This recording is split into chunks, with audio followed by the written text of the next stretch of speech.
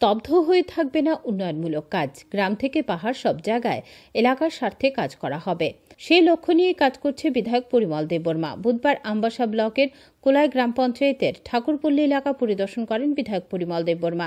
সেই এলাকায় গিয়ে একটি বন্ধ হয়ে যাওয়া সেতুর কাজ পুনরায় চালু করার নির্দেশ দেন সংশ্লিষ্ট দপ্তরকে। সেই এলাকায় সেতু তৈরি করে যোগাযোগ ব্যবস্থার আশ্বাস দেন তিনি। কেকমাছড়া টু কোলাই যাতায়াত করতে এই এলাকার মানুষদের সুবিধা হবে সেতুটি হলে। বহু বছর ধরে এই এলাকার মানুষ বহু কষ্টে যাতায়াত করছে এলাকা দিয়ে। একটি বাঁশের সেতুর ওপর দিয়ে যাতায়াত করতে হয় এলাকাবাসীদের, যার ফলে সমস্যায় পড়তে হয় তাদের। বুধবার এই এলাকা পরিদর্শন করে এলাকার খুব সহসাই সেতু নির্মাণের কাজ চালু করার নির্দেশ দেন তিনি।